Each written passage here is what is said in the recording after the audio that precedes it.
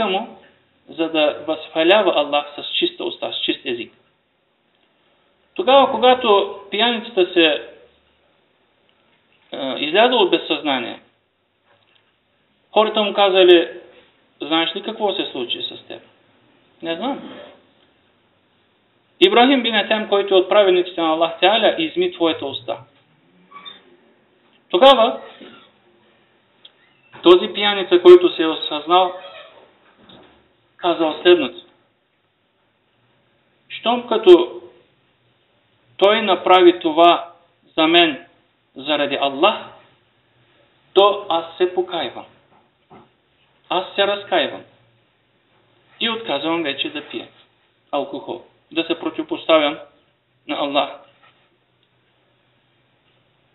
Тогава, ето един начин, за да спечелим един човек към дженнета, да спечелим един човек към Аллах, да спечелим един човек към уммета ни. Чрез милосърдието, което показва един човек към друг човек, мога да ви дам и друг пример, пак подобен на него.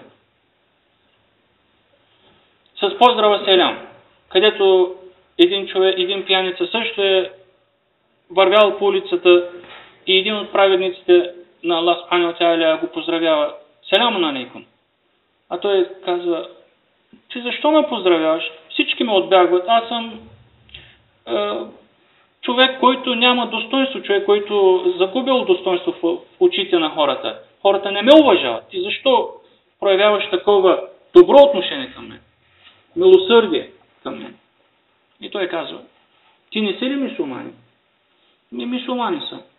Затова, защото си човек, затова, защото си брат, мой брат в религията, аз те поздравявам, уважавам. Така този човек също се разкаял и по този начин е станал добър мюсюлманин. По-късно същия този човек е започнал да прави ибадет на Аллах Субхану ва Тааля и е станал един от добрите хора, които подпомагали и религията на Аллах Субхану ва Тааля чрез имуществото си и имота си.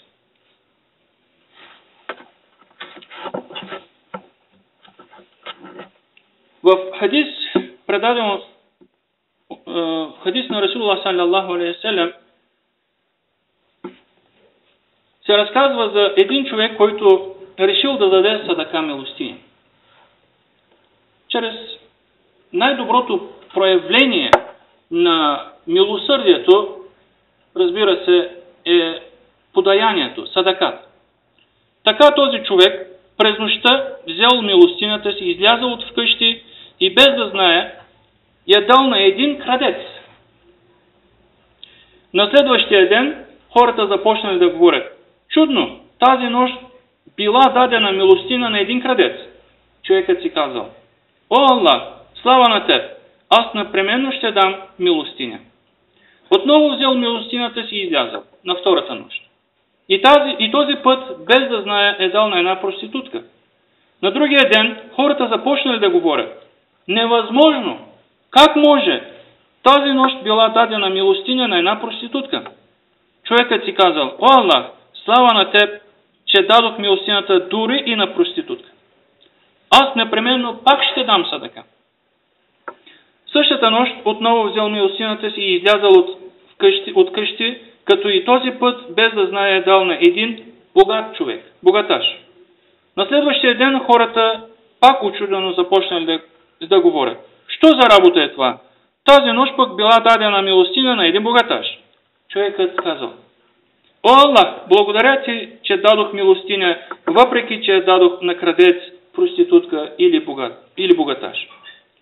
Заради искренността му, на сън му било казано следното: може би милостинята, която даде на крадеца, ще го накара да се засрами и да се откаже от кражбата.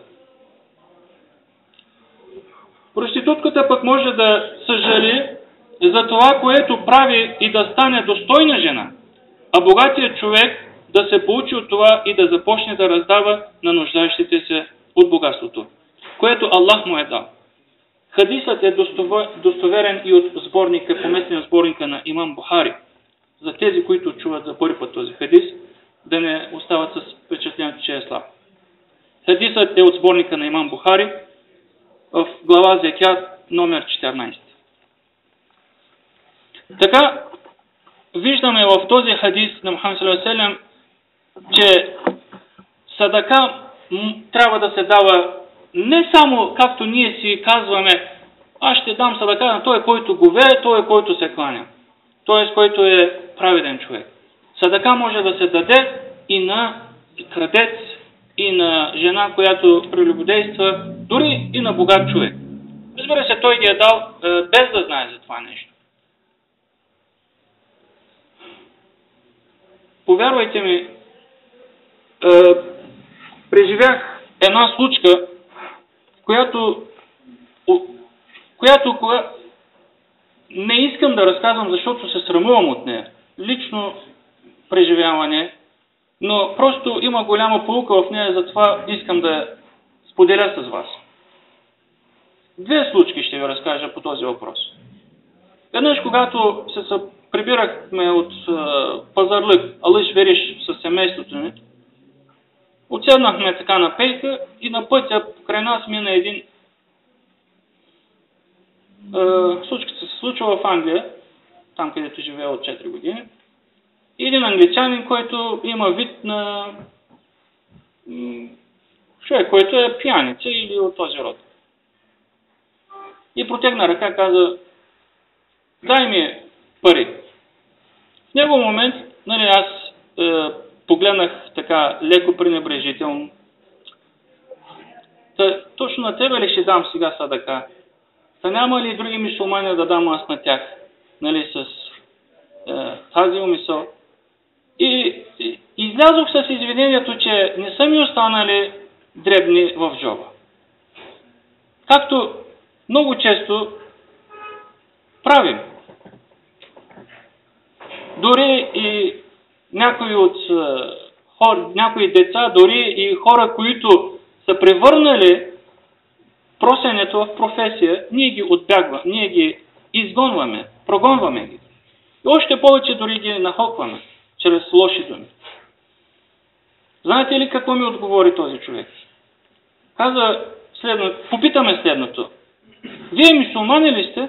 Вижда се съпругата ми с брат. И аз с голям възторг. Разбира се, ние сме мюсюлмани. Нали? Всеки един мюсюлманин се гордее и възторжено заявява, че е мюсюлманин. Какво ми казвате? От все едно ме удари гръм по главата. И аз ми не бях. Вие, мюсюлманите, не давате милостиня на никого. В момента я настръхват космите на главата. Една ситуация, в която един мюсюлманин трябва да се срамува. След това преживяване започнах да съжалих, разбира се, нека Аллах да приеме тълбето ми, и вече, елхамдулилlah, не деля хората, дали е бил пияница, дали е бил човек, който не се кланя или се кланя. Дали е мюсюлманин, дали не е мюсюлманин. Може би чрез тази садака, която ако вие дадете дори на немюсюлманин, може да спечелите две неща. 3 дори.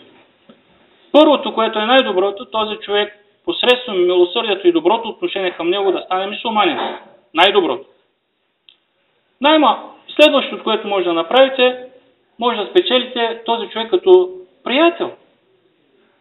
Дори и това да не стане, може да смекчите сърцето му и той допреди това да гледа с презрение към исляма и мюсюлманите, неговото сърце да се смекчи, да умекне спрямо мюсюлманите и исляма. И да си помисли и да започне да казва: мюсюлманите са добри хора, те не са лоши хора, те не убиват хората, те са милосърдни, състрадателни. каквито трябва да бъдем, на каквото ни учи нашата религия, чрез ибадета ни, чрез наставленията в Корана, чрез наставленията на Мухамед ﷺ. По-късно, една сутрин, когато отивах на работа и метрото все още не работеше, събраха се доста хора така пред вратата на метрото и един такъв момент се появи едно момиче, която просеше. Другото преживяване, което искам да споделя с вас.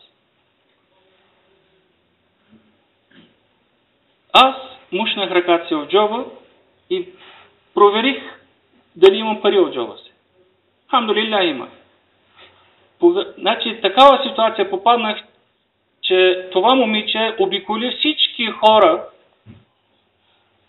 хора обиколи и търсеше 50 пени от тях, колкото да си вземе кафенци или да си купи закуска рано сутринта. А аз, виждайки, че тя не идва при мен, започнах стъпка по стъпка да я следвам. Само и само да мога тя да дойде при мен и аз да мога да я дам. Това не го казвам ето вижте аз колко съм щедър, да се похваля. Просто искам да дам примера, че мюсюлманинът трябва да търси начин да спечели задоволството и благоволението на Аллах Субхану ва Та'аля чрез спечелване на сърцето на един човек, независимо дали е мюсюлманин, дали е не мюсюлманин. Както и Мухамед саллаллаху алейхи ва саллям ни учи: пазете се от огъня дори и с половин фурма. А който не намери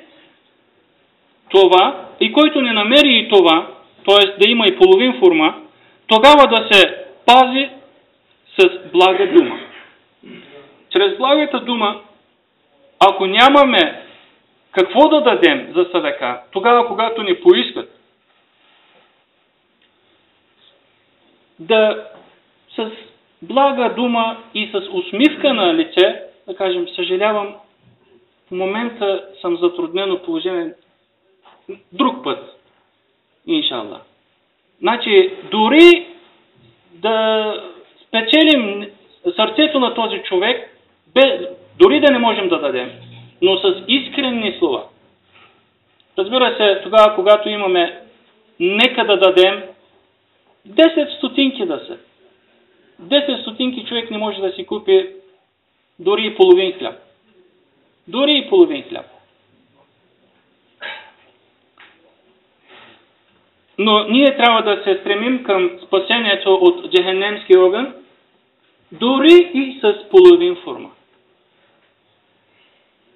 Също така, Мухамед саллаллаху алейхи ва саллям ни поощрява, насърчава да даваме садака, която е едно от най-добрите проявления на милосърдие и състрадателност, като ни каза: даващата ръка превъзхожда вземащата ръка. Даващата ръка е по-хайрлия от вземащата ръка. Даващата ръка е по-достойна от вземащата. Тази ръка, която е отгоре, е даващата. Тази ръка, която е отдолу, е вземащата. Нека Аллах Теаля стори всеки един от нас да бъдем от даващата ръка. И когато в мюсюлмания саллаллаху алейхи ва саллям да се желателно е от хубавия нрав и от доброто поведение на мюсюлманина, когато дясната ръка дава, лявата ръка да не вижда, да не знае. Тоест, скритата садака е по-хайрлия от явната садака. Също така, относно садаката, аз започнах с темата за милосърдието и преминах към темата за